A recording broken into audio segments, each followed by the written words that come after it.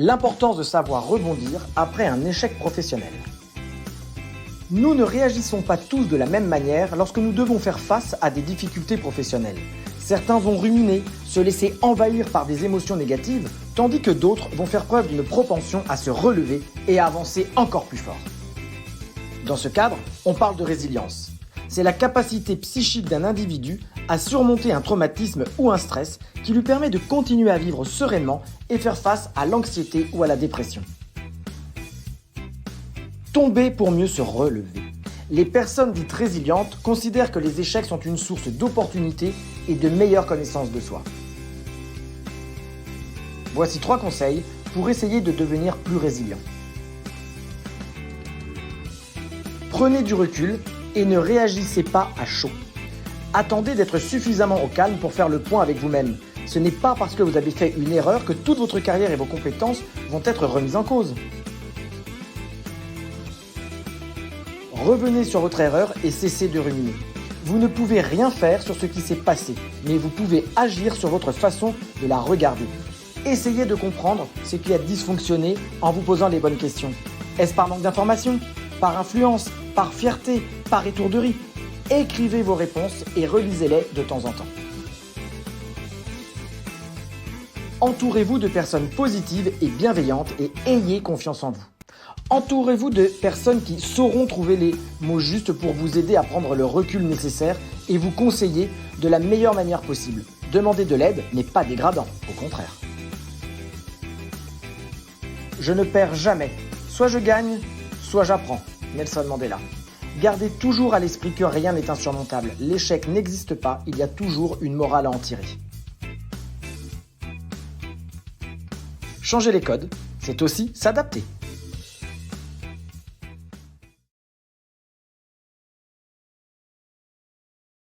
L'importance de bien s'organiser au travail.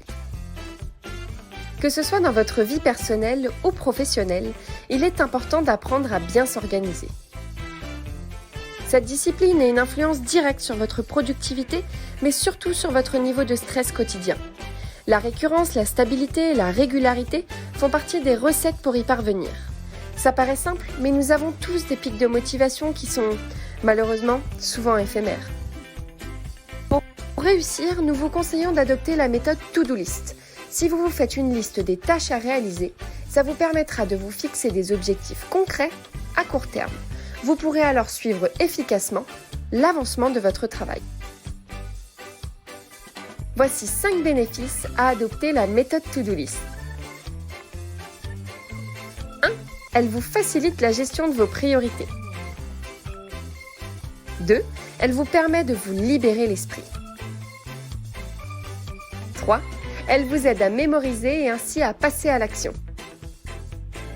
4. Elle vous permet d'atteindre vos objectifs plus facilement. Et 5. Elle vous permet de réduire votre niveau de stress. Chez HN Service, nous aimons bien utiliser la plateforme digitale Trello pour nos to-do et ainsi limiter notre consommation de post-it. Et vous ? Changer les codes, c'est aussi s'adapter.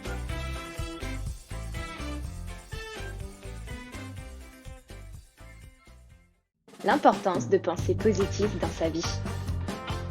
Dans la vie, nous rencontrons tous des difficultés, des obstacles et nous avons tous des préoccupations. Cependant, il est important de ne rien lâcher et d'adopter un certain état d'esprit pour remplir sa vie de positif. Et oui, la pensée influence fortement les événements de notre vie. Alors, penser positif ne consiste pas à se mentir et à nier les événements négatifs, mais plutôt à l'intégrer dans son mode de vie.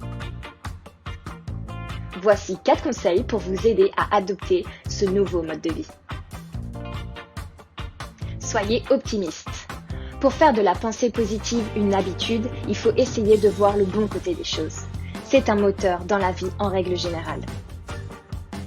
Acceptez les difficultés pour mieux les surmonter. Tout problème a une solution, quel que soit son niveau. Restez calme, réfléchissez aux options qui s'offrent à vous et aux alternatives existantes. Chaque épreuve est une expérience de vie qui vous aide à grandir. C'est par la souffrance que l'on grandit le plus. Il y a toujours quelque chose de bon à en tirer. Pratiquez la gratitude. La société dans laquelle nous vivons a tendance à nous pousser à regarder ce que nous n'avons pas, ce qui nous fait défaut, plutôt que ce que nous avons. Pratiquer la gratitude, c'est se focaliser sur ce qui est positif maintenant et remercier la vie pour ce que vous avez et pour ce qui vous arrive. Privilégiez l'actualité et les informations positives. Les médias véhiculent souvent des informations négatives, d'autant plus depuis le début de la crise sanitaire où la Covid est sur tous les fronts. Tous les jours, ces messages sont nuisibles et ternissent notre façon de penser. Il est important de nourrir sa pensée et son esprit avec des informations sereines, stimulantes et surtout positives. N'oubliez pas, Rome ne s'est pas faite en un jour. C'est un mode de vie qui demande de changer ses habitudes, alors laissez-vous le temps. Changer les codes, c'est aussi s'adapter.